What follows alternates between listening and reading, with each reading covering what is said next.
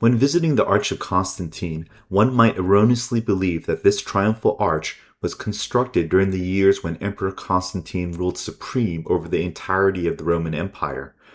In reality, this arch, dedicated in 315 AD, predates Constantine's victory at the Battle of Chrysopolis by 9 years. It wasn't until Constantine's victory at Chrysopolis in 324 AD when he was finally able to consolidate his power as the sole emperor of the Roman Empire. Many argue that the Arch of Constantine represents a midway point where he was able to consolidate his hold on the western half of the empire, with the remaining eastern half still in the hands of his rival Licinius. The geopolitics of this time period are extremely convoluted, but we can reasonably start with Emperor Diocletian, who believed that the Roman Empire was too large to effectively be governed by any one man. Guided by this belief, he divided the empire into a western and eastern half. Diocletian made himself the senior emperor or Augustus of the wealthier eastern half, and appointed his ally Maximian as a junior Augustus to the western half, which included Rome. The political arrangement became even more complicated when each emperor, or Augustus, designated a junior colleague and their designated successor as Caesar. These four emperors, consisting of 2 senior Augusti and 2 junior Caesars, are historically referred to as the Tetrarchy. This fragmentation of political power was a recipe for unrest and conflict, which indeed occurred. One should take note that Constantine was a member of this Tetrarchy, first as a junior Caesar and later as an Augustus. Although it may seem odd, Constantine was not headquartered in Rome as one of the emperors of the West, but rather in the modern-day city of Trier, which was the capital of the northwestern Roman Empire. With little influence or time in Rome, a usurper emperor named Maxentius took power. The Arch of Constantine is in part a tribute to Constantine's defeat of Maxentius at the Battle of the Milvian Bridge. You may assume that the Milvian Bridge is in some other part of Italy, but it is in fact a fully functioning bridge over the Tiber in Rome.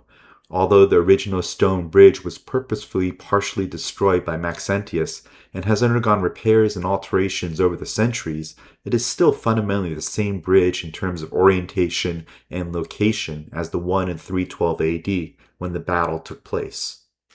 The main inscription on the attic of the Arch of Constantine makes clear its purpose. To the Emperor Caesar Flavius Constantinus, the greatest, pious, and blessed Augustus, because he, inspired by the divine and by the greatness of his mind, has delivered the state from the tyrant and all of his followers at the same time, with his army and just force of arms.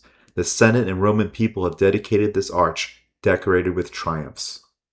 This inscription notably does not explicitly name Maxentius, who died at the Battle of the Milvian Bridge, rather referring to him as a tyrant.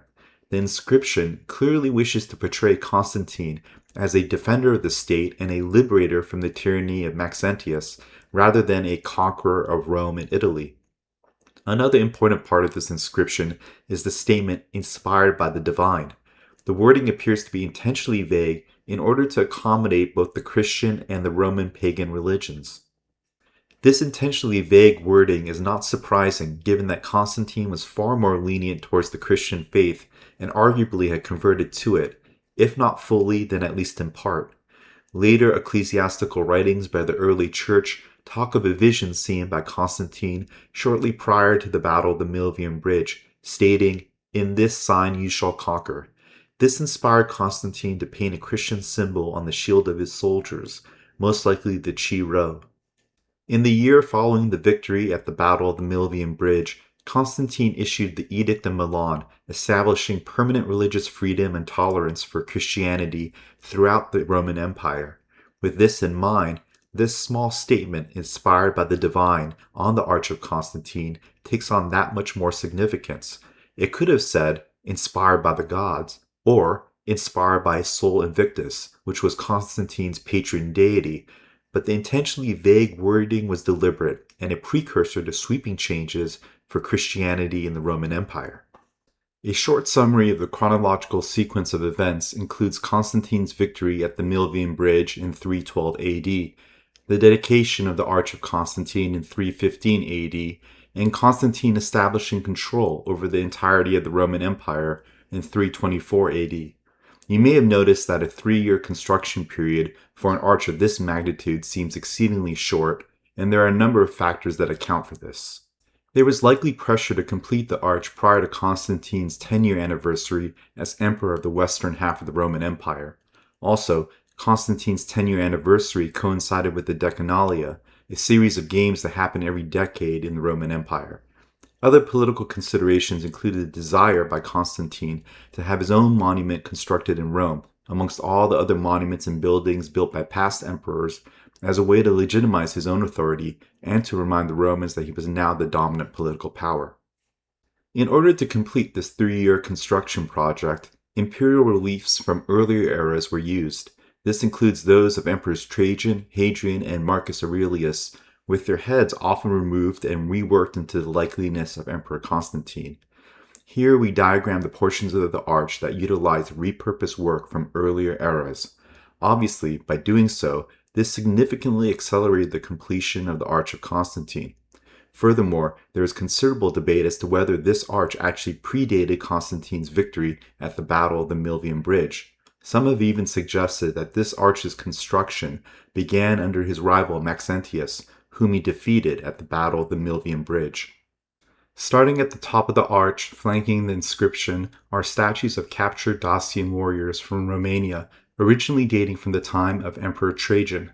The adjacent relief panels are repurposed from the time of Emperor Marcus Aurelius. The left panel here depicts imperial generosity, with the image of Marcus Aurelius recut as Constantine. The right panel here depicts submission of defeated enemies, again with the image of Marcus Aurelius recut as Constantine. Midway down the arch, we have these rondels dating from the time of Emperor Hadrian. On the left is a depiction of a boar hunt, and on the right a sacrifice to Apollo. Underneath the rondels, we have an actual relief dating from the Constantine period. This relief depicts Constantine's victory at the Battle of the Milvian Bridge that we have talked about. A subsequent relief details his entry into Rome following the battle. Yet another section of the relief details Constantine's siege of Verona, which was an earlier part of his campaign against Maxentius prior to reaching Rome. These reliefs beneath the rondels are perhaps the most interesting to many, since it dates to Constantine and chronologically depicts events leading to the construction of the arch. Finally, at the bottom we also have elements dating from Constantine as well, most notably the plinths depicting the goddess Victory with a defeated enemy kneeling before her, undoubtedly commemorating his victory over Maxentius and others.